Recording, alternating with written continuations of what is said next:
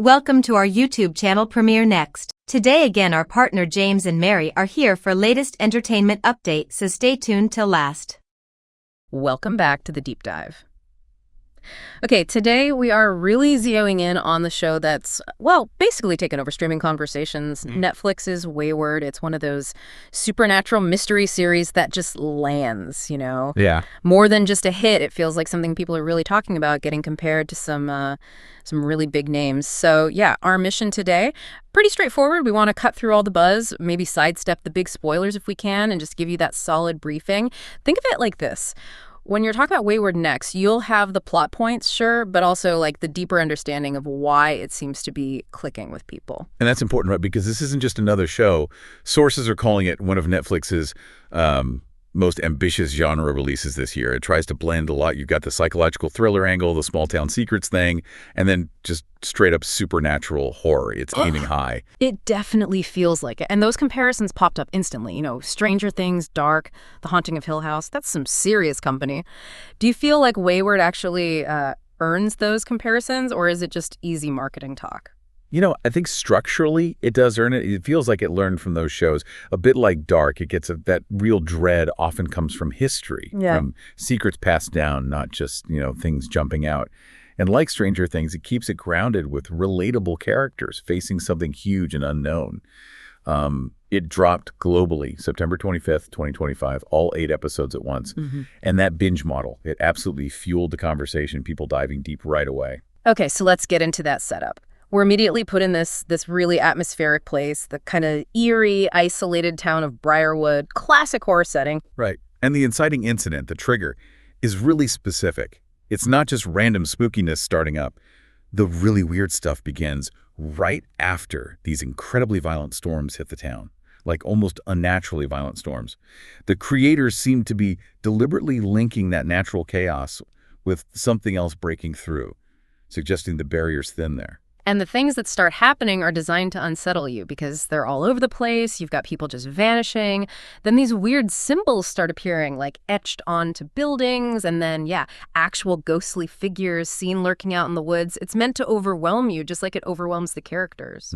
Especially the protagonist, Abby Cassius Nelson plays her. She comes back to Briarwood and just gets sucked right into it all. She's our way in emotionally. But here's the core idea you need to grasp.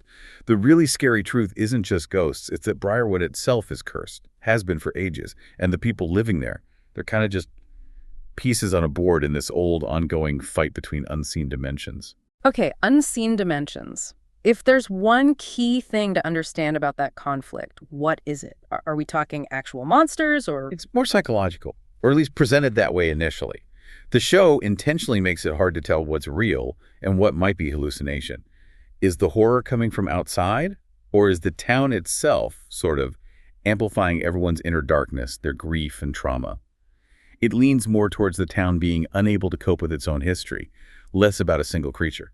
That makes the characters and how they interact even more critical. So let's look at the main players. It's a good ensemble, some up-and-comers alongside some real genre pros. Yeah, the mix works. So Abby Dunn is our focal point, caught in the middle. Sam Riley, her close ally, kind of helps ground her, helps with the digging into the town's secrets. They have Dr. Helen Caraway, the psychiatrist. And casting Mary McDonnell there, for anyone who knows Battlestar Galactica or similar roles, that casting choice itself is a signal. You immediately think, okay, this character knows more than she's letting on about the supernatural stuff. Definitely. And every mystery needs its doubters, right? The people pushing back against the spooky explanations. Exactly. You've got 2 main figures for that. First, Detective Clara Hensley, played by Allison Pill. She's trying to investigate the disappearances by the book, logically. But she keeps hitting walls because, logic doesn't quite apply here. Then there's Ethan, played by Finn Bennett. He's the outsider, the skeptic who shows up trying to find rational answers. But interestingly, his skepticism actually stirs things up more, creates more paranoia instead of calming things down. And that paranoia isn't just town-wide. It hits close to home. Like with Nina, Mia McKenna Bruce plays her, Abby's best friend. Her loyalty gets seriously tested by whatever darkness is swirling around.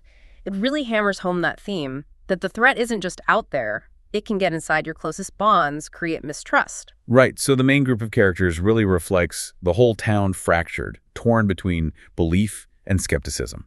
And that tension really drives the story forward. Speaking of the story, let's talk about the pacing across the 8 episodes. It feels pretty deliberate. We don't need to list every title, but maybe we can break down how the mystery unfolds. Sure.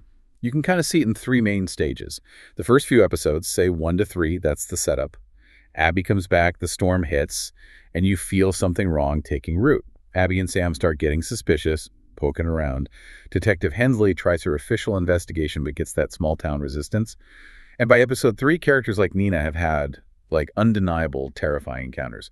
The threat is real and it's active. Okay, then the middle part, episodes 4 and 5, feels like where things pivot. The mystery deepens and gets more personal, right? It's exactly. That's the central reveal phase. Paranoia really starts to grip the whole town. And that's when Ethan the skeptic arrives and kind of throws fuel on the fire, messing with the trust people have left. Episode 5 is huge. It's the turning point. That's where Abby uncovers the actual origins of the Briarwood curse, finding stuff in old records. And the big personal hit. She finds out her own family is directly tied into this whole dark history. Suddenly, it's not just a town mystery, it's her mystery. Right, raises the stakes massively, which pushes us into the final stretch, episodes 6 through 8. This is where everything converges, the emotional drama and the full-on supernatural stuff. Yeah, the climax phase. In episode 6, they realize the barrier, the veil between dimensions, whatever it is, it's actually starting to open. The storm was just the beginning. Things get way more intense. Episode 7, Sacrifice, lives up to its name. The curse really tightens its grip. Characters have to make these awful choices. Friendships break or are at least severely strained. And it becomes clear not everyone's going to make it out. The trauma of the town finally demands a price. And that leads to episode 8, The Reckoning, Abby's big confrontation with whatever the main entity is. But crucially, the season doesn't just wrap everything up neatly, it ends on a really shocking twist, which honestly is probably why people are still talking about it so much. It gives some answers, but leaves you desperate for more. Sets up season 2 perfectly. So let's shift gears slightly. Beyond the plot twists and the scares, what's the show really trying to say? It feels like it's aiming for something more than just, a spooky ride. Oh, definitely. It's using the supernatural as a metaphor, pretty explicitly. The creators are digging into themes of grief, trauma, especially generational trauma, and that basic human need to belong somewhere. Think about those ghostly figures. Maybe they aren't just random spirits. Maybe they're symbols of the town's collective buried pain finally bubbling up. The recurring images, like storms, veils, fractured families, they all echo these psychological struggles. It sounds like they're trying to blend the kind of intricate plotting you saw in Dark with the focus on childhood trauma and fear from something like Stephen King's It. That's a great way to put it. And judging by the reaction, they largely pulled it off. Critics have been pretty positive, especially about the look of the show. The cinematography is great, the slow burn tension, and the fact that it really invests in its characters. And audiences seem to agree. Early ratings were strong. Some episodes apparently ranked really high for new premieres in 2025. And the fan theories. That's always a sign something's working, right? People online are really dissecting things, not just plot points, but decoding lines of dialogue that seem throwaway or trying to figure out the meaning of those symbols that keep popping up in the background. Some really wild theories about the entity's true nature. Right. That level of engagement tells you the writers put layers in there. It's not just something to watch passively. It's presented as a puzzle you can try to solve alongside the characters. Okay, so summing it up for everyone listening, the key takeaway here is that Wayward manages to be both a genuinely suspenseful supernatural mystery and a story with real emotional depth about human connection and trauma. It makes a strong case for being one of Netflix's most interesting, maybe boldest, original shows this year. Absolutely. So if you're drawn to shows that mix those psychological thriller elements with outright horror, but also want something that explores, family history and trauma, this should definitely be on your radar. I'm thinking about that ending of The Reckoning. That twist leaves us hanging, and season 2 feels almost inevitable. It makes you wonder, doesn't it? If the ghosts and weirdness are tied to the town's own buried secrets and grief, what else is Briarwood hiding? What's the real truth about those entities beyond the veil? Is the curse protecting them from something worse, or is it the ultimate price they have to pay? Something to think about.